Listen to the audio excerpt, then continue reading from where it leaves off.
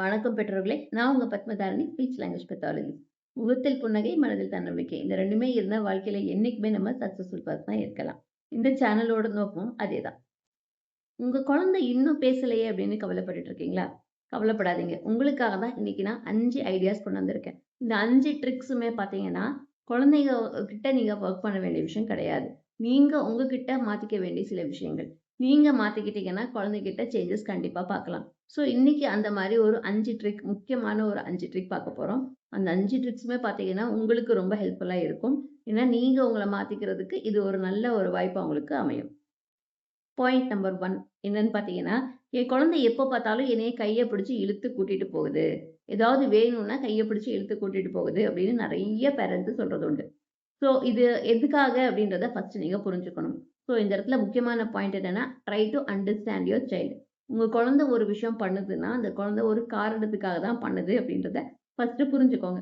உங்க குழந்தை உங்க கைய பிடிச்சு இழுத்து கூட்டு போய் கிச்சன்ல கொண்டு போய் ஏதாவது ஒண்ணு காமிக்கிறாங்கன்னா, அவங்களுக்கு அது வேணும்னு அர்த்தம். வேணும்னு உங்க குழந்தை பர்ப்பஸ்ஃபுல்லா அவங்கள சும்மா சும்மா இழுத்துட்டு கூட்டு போய் ஒரு இடத்துல நிக்க வைக்கல. அவங்களுக்கு ஒரு விஷயம் வேணும். அவங்களுக்கு ஒரு பிஸ்கட் வேணுமா இருக்கும், ஒரு சிப்ஸ் வேணுமா இருக்கும், ஒரு தண்ணி வேணுமா இருக்கும், ஒரு கிரையான்ஸ் வேணுமா இருக்கும். ஏதாவது ஒண்ணு ஒரு இடத்துல வேணுமா இருக்கும். ஸோ, அப்போ அந்த குழந்தை உங்க கைய பிடிச்சு கொண்டு போய் நிப்பாட்டி கேட்பாங்க. ஸோ, அந்த மாரி சமயத்துல, "ஏன் இழுக்குற?" அப்படின்னு சொல்லி அந்த குழந்தைய அவாய்ட் பண்ணவும் கூடாது. அதே மாரி இழுத்து கூட்டிட்டு போறாங்களே, அவங்க என்ன வேண்டியத குடுத்துருவோம் அப்படின்ட்டு குடுத்துறவும் கூடாது. 2த்துமே 2 எக்ஸ்ட்ரீம்ல நீங்க பண்ணக்கூடாது. என்ன பண்ணணும், "ஓகே உனக்கு ஏதோ வேணுமா? Come let's go inside. உள்ள போலாம் வா" அப்படின்ட்டு உள்ள கூட்டிட்டு போய் வா அவன் கூடயே பேசிக்கிட்டே, குழந்தை கூடயே பேசிக்கிட்டே போங்க. அந்த குழந்தை ஏதோ பாயிண்ட் அவுட் பண்ணுது, இல்ல உங்க குழந்தை உங்க கைய காமிச்சு கேட்குது அப்படின்னாக்கா, "ஓ! பிஸ்கட் வேணுமா? பிஸ்கட் வேணும், பிஸ்கட் வேணும்" அப்படின்னு மாடல் பண்ணிக்கிட்டே அந்த குழந்தைகிட்ட எடுத்து குடுங்க. ஓப்பன் பண்றப்போ, "ஓப்பன், ஓப்பன், ஓப்பன். பிஸ்கட் வேணும்" அப்படின்னு சொல்லிட்டு அந்த குழந்தைட்ட குடுங்க. அந்த மாரி சமயத்துல கேள்வி கேட்கக்கூடாது. "ஏன்? உனக்கு என்ன வேணும்? சொல்லு. பிஸ்கட் சொல்லு தர்றேன். சொன்னா தான் தருவேன்." அப்படின்னு கையில வச்சுக்கிட்டு அந்த குழந்தைய நீங்க ஃபோர்ஸ் பண்ணக்கூடாது. நீங்க ஃபோர்ஸ் பண்ணிக்கிட்டே இருந்தீங்கன்னா, வருஷக்கணக்கா நீங்க ஃபோர்ஸ் பண்ணிக்கிட்டே தான் இருப்பீங்க. கேள்வி குழந்தைகிட்ட கேட்டுக்கிட்டே தான் இருப்பீங்க. இது கேள்வி கேட்கறதுக்கு பதிலா, ஏன் கேள்வி கேட்கக்கூடாதுன்னு சொல்றேன்னா, அந்த குழந்தைக்கு பதில் தெரிஞ்சா தான் அந்த குழந்தையால ஆன்ஸர் பண்ண முடியும். சில சமயம் "தெரியும் மேடம். ஆனா சொல்ல மாட்றான்" அப்படின்னு நீங்க சொல்லுவீங்க. அந்த குழந்தைக்கு எப்போ, எப்படி யூஸ் பண்ணணுன்றது தெரியல. அத புரிஞ்சுக்கணும். ஸோ குழந்தைய நம்ம ஃபர்ஸ்ட்டு அண்டர்ஸ்டாண்ட் பண்ணிக்கணும். குழந்தைக்கு பதிலா நம்ம மாடல் பண்ணி காமிக்கணும். இந்த மாடல் பண்ணீங்கன்னா, டெஃபினட்டா உங்க குழந்தைக்கு நீங்க சொல்றது புரியும். இப்படிதான் நான் இந்த இடத்துல பிஹேவ் பண்ணணும். இந்த வார்த்தை சொல்லி தான் நான் கேட்கணும் அப்படின்றது அந்த குழந்தைக்கு ரொம்ப ஸ்ட்ராங்கா புரியறதுக்கு ஆரம்பிக்கும். 2வது ட்ரிக் என்னன்னு பார்த்தீங்கன்னா, என் குழந்தைக்கு புரியுமா? புரியாதான்றதே எனக்கு தெரியல மேடம். நான் என்னதான் பேசுறது? அப்படின்ற கன்ஃப்யூஷன் நெறைய பெற்றோர்களுக்கு இருக்கு. புரியுமா? புரியாதா? அப்படின்ற கேள்வி உங்ககிட்ட கண்டிப்பா வரக்கூடாது. என் குழந்தைக்கு புரியும். என் குழந்தைக்கு புரியும். நான் பேசுவேன் அப்படின்னு நீங்க பேசிக்கிட்டே இருக்கணும். ஏன்னா, பேசினா தானே அந்த குழந்தைக்கு புரியும். நம்ம பேச பேச தானே புரிஞ்சுக்க ஆரம்பிப்பாங்க. ஸோ, நம்ம குழந்தைகிட்ட நம்ம எவ்வளோ பேசுறோமோ, அந்த அளவுக்கு புரிதல் திறன் இன்க்ரீஸ் ஆகும். ஃபர்ஸ்ட்டு புரிதல் திறன் இன்க்ரீஸ் ஆனா தான், அவங்க அந்த வேர்ட்ஸ யூஸ் பண்ணி, சேவ் பண்ணி, அப்புறம் அவங்க பேசுறதுக்கு அத பயன்படுத்துவாங்க. ஸோ, நம்மளோட வேலை என்னன்னா, நெறைய பேசணும். என்ன பேசுறது? அப்படின்றது உங்களுக்கு கன்ஃப்யூஷனா இருக்கலாம். நீங்க என்ன வேலை செய்றீங்களோ சொல்லிக்கிட்டே செய்யுங்க. ஒரு படி இறங்குறீங்கன்னா, படி இறங்க போறோம். வா, வா போலாம். 1, 2, 3 கவுண்ட் பண்ணிட்டே இறங்குங்க. 1, 2, 3 கவுண்ட் பண்ணிட்டே ஏறுங்க. அதுக்கப்புறம் ஒரு ரோட்ல போறீங்கன்னா, பஸ்ஸு காமிங்க, கார் காமிங்க, ஆட்டோ காமிங்க, சைக்கிள் காமிங்க. எல்லாத்தையும் காமிச்சுட்டே போங்க. வீட்டுக்குள்ள வந்தோனே, "வா நம்ம துணியெல்லாம் எடுத்து வாஷிங் மிஷின்ல போடலாம். வீடெல்லாம் குப்பை கிளீன் பண்ணலாம். பாத்திரம் கழுவலாம்." அப்படின்னு சொல்லி ஒரு ஒரு விஷயத்துலயும் அந்த குழந்தைய நீங்க என்கேஜ் பண்றதுக்கு ஆரம்பிங்க. நீங்க எல்லா இடத்துலயும் என்கேஜ் பண்ணி பண்ணி நீங்க பேசிக்கிட்டே இருந்தீங்கன்னா, சுத்தி என்ன நடக்குது? நீங்க சொல்ற வேர்ட்ஸுக்கும், அந்த ஆக்ஷன்ஸுக்கும் என்ன கனெக்ஷன் அப்படின்றது அந்த குழந்தைக்கு புரிய ஆரம்பிக்கும். இன்னும் உங்களுக்கும் அந்த குழந்தைக்குமான பாண்டிங் வந்து இன்னும் ஸ்ட்ராங் ஆகும். அந்த பாண்டிங் ஸ்ட்ராங் ஆனா மட்டும் தான், நீங்க சொல்ற எல்லா விஷயத்தையும் உங்க குழந்தை கேட்பாங்க. அப்படி இல்ல பில்டிங் அதாவது அந்த அந்த கனெக்ஷன் ஸ்ட்ராங்கா இல்ல அப்படின்னா, அந்த குழந்தை வந்து நீங்க சொல்றத கேட்கவே மாட்டாங்க. நீங்க பேசுனா உங்க வாய வந்து மூடிட்டு அந்த குழந்தைங்க ஓடி போயிடுவாங்க. இல்லன்னா நீங்க ஏன் பேசுறீங்கன்னு தெரிஞ்சுட்டு பயந்துட்டு ஓடி போயிடுவாங்க. நீங்க கூப்பிட்டா கூட உங்க பக்கத்துல வரமாட்டாங்க. ஸோ, அந்த பாண்டிங் அப்படின்றது ரொம்ப முக்கியம். இந்த பாண்டிங் வந்து அந்த குழந்தைய ஃபோர்ஸ் பண்ணாம ஃப்ரீயா நீங்க பாட்டுக்கு அந்த குழந்தைய பக்கத்துல வச்சுக்கிட்டு, நீங்க என்ன செய்றீங்களோ அத சொல்லிக்கிட்டே செய்யுங்க. ரெகுலரா செய்யுங்க. ஒரு நாள் செஞ்சுட்டு இன்னொரு நாள் விட்டுறக்கூடாது. அது மட்டும் தான் நீங்க மனசுல வச்சுக்கணும். பாயிண்ட் நம்பர் 3 என்னன்னு பார்த்தீங்கன்னா, நம்ம குழந்தைக்கு பேச்சு வரல. வெளியில கூட்டிட்டு போயிட்டா யாராச்சும் ஒருத்தவங்க தப்பா நெனச்சுருவாங்களோ? ஏன் உங்க குழந்தை இன்னும் பேசலையோ? அப்படின்னு கேட்டுருவாங்களோ? அப்படின்ற பயத்துல குழந்தைய வீட்லயே பூட்டி பூட்டி வச்சிருக்காதீங்க. குழந்தைக்கு வெளி எக்ஸ்போஷர் குடுங்க.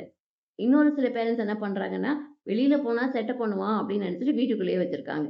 வீட்டுக்குள்ளேயே வச்சிருந்தா அந்த சேட்டை குறைஞ்சிருமா? வெளியில போய் பழகுனா தானே அந்த சேட்டை குறையும். ஸோ வீட்டுக்குள்ளேயே இந்த குழந்தைய வச்சிருக்கிறத அவாய்ட் பண்ணிட்டு, கொஞ்சம் கொஞ்சமா வெளியில கூட்டிட்டு போங்க.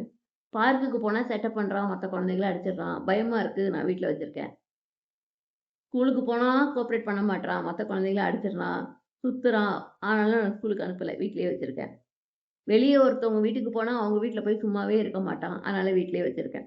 இந்த மாரி நெறைய பேரண்ட்ஸ் பண்ணிட்டு இருக்காங்க. இதுதான் உண்ம. ஆக்சுவலி இது வந்து மாறணும். நீங்க வந்து ஒரு இடத்துக்கு அந்த குழந்தைய டெய்லி கூட்டிட்டு போயிட்டே இருந்தீங்கன்னா மட்டும் தான், அந்த குழந்தைக்கு அது பழக்கமாகும். டெய்லி முடியலன்னா கூட ஃப்ரீக்வென்ட்டா அழைச்சிட்டு போங்க. ஒருத்தவங்க வீட்டுக்கு போறாங்களா, போனா அந்த குழந்தை சேட்டை பண்ணுதா, சொல்லி கூட்டு போங்க. நம்ம அந்த மாரி ஒரு ஆன்டி வீட்டுக்கு போறோம். அந்த ஆன்டி வீட்ல நெறைய டாய்ஸ் இருக்கும். குழந்தைங்க இருப்பாங்க. நம்ம அங்க போய் விளையாடலாம், ஜாலியா இருக்கும் அப்படின்னு அந்த குழந்தைகிட்ட பாசிட்டிவா சொல்லிட்டு போங்க. ஏய்! அங்க போய் சேட்டெல்லாம் பண்ணக்கூடாது. அங்க போய் ஃப்ரிட்ஜ தொறக்கிறது, அவங்க வீட்டுக்குள்ள போறது, ரூம்குள்ள போறது, குதிக்கிறதெல்லாம் பண்ணக்கூடாது. அவங்க போய் டாய்ஸுக்காக சண்டை போடக்கூடாது. யாரையும் அடிக்கக்கூடாது அப்படின்னு நெகட்டிவா சொல்லி கூட்டிட்டு போகக்கூடாது. அங்க போய் தம்பி அமைதியா இருப்பான். அம்மா பக்கத்திலேயே உட்காந்துருப்பான். டாய்ஸ் வச்சு விளையாடுவான். அண்ணா, அக்கா கூட ஜாலியா இருப்பான். சொல்ற பேச்செல்லாம் கேட்பான் அப்படின்னு பாசிட்டிவா சொல்லி கூட்டிட்டு போங்க. கண்டிப்பா பாசிட்டிவான விஷயம் தான் நடக்கும். 4வது பாயிண்ட் வந்து, ஐயோ! அந்த குழந்தை சூப்பரா பேசுறானே! அந்த குழந்தைக்கு 2 வயசு தான் ஆகுது. அழகா சென்டென்ஸே ஃபார்ம் பண்றான். அந்த குழந்தைக்கு 3 வயசு ஆகுது. ஸ்கூலுக்கு போக ஆரம்பிச்சுட்டான். அழகா பேசுறான். கதையெல்லாம் சொல்றான். அந்த குழந்தைக்கு 5 வயசு ஆச்சு. சூப்பரா பேசுறான். எல்லாத்தையும் மனப்பாடம் பண்றான். திருக்குறள் சொல்றான். ஆத்திச்சூடி சொல்றான். ஸ்கூலுக்கு போறான். எழுதுறான். படிக்கிறான். எல்லாம் பண்றான். என் குழந்தைக்கு இன்னும் பேச்சு வரலையே! ஒரு வார்த்தை கூட சொல்லலையே! அம்மான்னு கூட என்னைய கூப்பிடலையே! அப்படின்ற கவலை இருக்க தான் செய்யும். ஆனா, தயவு செஞ்சு கம்பேர் பண்ணாதீங்க. ஒரு குழந்தையும், இன்னொரு குழந்தையும் ஒண்ணு கிடையாது. உங்க குழந்தைக்கு ஒரு யூனிக் எபிலிட்டீஸ் இருக்கும். இன்னொரு குழந்தைக்கு வேற ஒரு யூனிக் எபிலிட்டீஸ் இருக்கும். ஸோ உங்க குழந்தைய மத்த குழந்தைங்களோட கம்பேர் பண்ணாதீங்க. கம்பேர் பண்றது ஹெல்தி கிடையாது. உங்கள ஒருத்தவங்க கம்பேர் பண்ணா எப்படி இருக்கும்? உங்க ஹஸ்பண்ட் வந்து என் ஃப்ரெண்டோட ஒய்ஃபு சூப்பரா சமைக்கிறாங்க. அவங்க வேலைக்கு போறாங்க, சம்பாதிக்கிறாங்க. நீ ஒண்ணுமே பண்ணலையே அப்படின்னு உங்ககிட்ட சொன்னா, உங்களுக்கு எப்படி இருக்கும்? கோவம் வரும்ல. அதே தான் அந்த குழந்தைகளுக்கும். குழந்தைகளுக்கு அந்த கோவத்த எக்ஸ்பிரஸ் பண்ண தெரியாது. பட் ஆட்டோமேட்டிக்கா அவங்க இன்ஃபீரியரா ஃபீல் பண்ண ஆரம்பிச்சுருவாங்க. ஸோ குழந்தைங்க முன்னாடி நோ கம்பேரிசன். அந்த கம்பேரிசன் பண்ணா, கண்டிப்பா அந்த குழந்தைக்கு நீங்களும் ப்ராக்ரஸ் பார்க்க முடியாது. அந்த குழந்தைக்கும் ஒரு ஃப்ரஸ்ட்ரேஷன் டெவலப் ஆக ஆரம்பிச்சுரும். ஸோ தயவு செஞ்சு இந்த குழந்தைய, உங்க குழந்தைய இன்னொரு குழந்தையோட கம்பேர் பண்ணி பேசுறத இன்னையோட விட்டுருங்க. அது நல்லது கிடையாது. உங்களோட குழந்தையோட ப்ராக்ரஸ அடுத்தடுத்து பாருங்க. ஒரு 6 மாசத்துக்கு முன்னாடி என் குழந்தை எப்படி இருந்தான்? இப்ப எப்படி இருக்கான்? அந்த ப்ராக்ரஸ நீங்க ட்ராக் பண்ண ஆரம்பிச்சீங்கன்னா, உங்களுக்கும் ஒரு சாட்டிஸ்ஃபேக்ஷன் கிடைக்கும். குழந்தைக்குமே ஒரு மோட்டிவேஷன் கிடைக்கும். ஓ! நான் பண்றேன்னு அம்மா என்னைய பாராட்டுறாங்க. நான் மறுபடியும் பண்ணணும் அப்படின்ற எண்ணம் அந்த குழந்தைக்கும் வர ஆரம்பிக்கும். 5வது point don't give up, never give up. இதுதான் முக்கியமான ஒரு விஷயம். நெறைய பேரண்ட்ஸ் என்ன பண்றாங்கன்னு பார்த்தீங்கன்னா, ஆ குழந்தைக்கு ஸ்பீச் தெரப்பி ஸ்டார்ட் பண்ணிடுறாங்க. ஏர்லியா ஸ்டார்ட் பண்றாங்க. வீட்ல பேசுறாங்க. எல்லாம் பண்றாங்க. ஆனா, ஒரு பாயிண்ட் ஆஃப் டைம் வந்து அவங்க ஃப்ரஸ்ட்ரேட் ஆயி அப்படியே விட்டுர்றாங்க. என் குழந்தைக்கு அவ்வளோதான். இனிமே வராது அப்படின்ற மாரி கிவ் அப் பண்ணிடுறாங்க. ஸோ இந்த கிவ் அப் ஆட்டிட்யூட் வந்து தயவு செஞ்சு உங்ககிட்ட இருந்தா நீங்க இன்னையோட விட்டுருங்க. உங்க குழந்தைக்கு மறுபடியும் நீங்க இதுக்கு முன்னாடி விட்டுருந்தீங்க, கிவ் அப் பண்ணிட்டீங்க, என்னால முடியாதுன்னு நீங்க கை விட்டுட்டீங்க அப்படின்னா கூட, இனிமேலாவது ஒரு முயற்சி எடுங்க. இனிமே ஒரு எடுக்கிற ஸ்டெப்பாவது ஒரு நல்ல ஸ்டெப்பா இருக்கட்டுமே. ஒரு பாசிட்டிவான ஒரு விஷயத்த நோக்கி நம்ம போற மாரி இருக்கட்டுமே. ஏன்னா, கிவ் அப் பண்ணிட்டீங்கன்னா, வாழ்க்கை அவ்வளோதான் முடிஞ்சு போயிடும். நம்ம வாழ்க்கையில எதுக்குமே விட்டு குடுக்க கூடாது. நம்மளால முடியும் அப்படின்ற கான்ஃபிடன்ஸ் நம்ம எல்லாருக்குமே இருக்கணும். உங்க குழந்தையால பேச முடியும் அப்படின்ற கான்ஃபிடன்ஸ் உங்களுக்கு இருந்தா மட்டும் தான் குழந்தைய நீங்க பேச வைக்க முடியும். இல்ல அவ்வளோதான் டயர்ட் ஆயிடுச்சு, என்னால முடியல. எவ்வளோதான் செய்றது? இதுக்கு எனக்கு சப்போர்ட்டே கிடையாது. ஃபேமிலி சப்போர்ட் கிடையாது. ஹஸ்பண்ட் சப்போர்ட் கிடையாது. அம்மா, அப்பா சைடு, மாமியார் சைடு யாருமே எனக்கு சப்போர்ட் கிடையாது.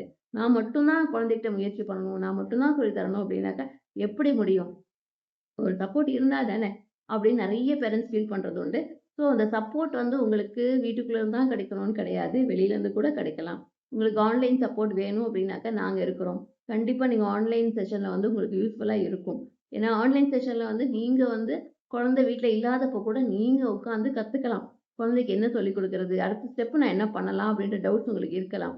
அது வந்து நீங்க கிளியர் பண்ணிக்கலாம். குழந்தைக்கு நீங்க ஸ்டெப் பை ஸ்டெப்பா ஒரு கைடன்ஸோட நீங்க பண்றப்போ, கண்டிப்பா நீங்க ப்ராக்ரஸ் பார்க்கலாம்.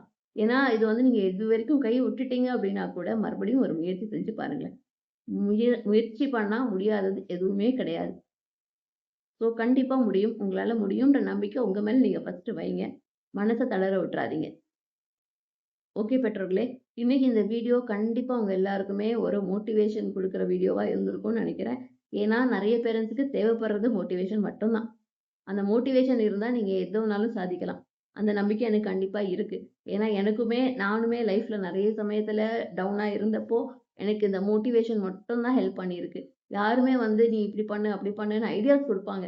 ஆனா வந்து ஹெல்ப் பண்றதுக்கு யாருமே இருக்க மாட்டாங்க. நானும் நெறைய தடவ அத ஃபீல் பண்ணியிருக்கேன். ஆனா உன்னால முடியும் அப்படின்னு ஒரு கான்ஃபிடன்ஸ் குடுக்குறாங்க பாருங்க. யாராவது ஒருத்தவங்க குடுப்பாங்க நமக்கு. அந்த கான்ஃபிடன்ஸ் தான் நமக்கு வந்து ஒரு பூஸ்ட்.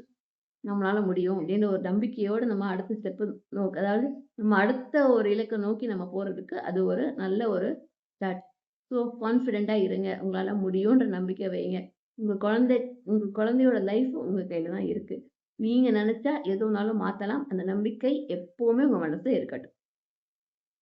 ஓகே பெற்றோர்களே. மறுபடியும் இன்னொரு இன்ஃபர்மேட்டிவான வீடியோட உங்க எல்லாரையும் நான் சந்திக்கிறேன். அதுவரை உங்களிடமிருந்து விடைபெறுவது உங்கள் பத்மதாரணி. நன்றி, வணக்கம்.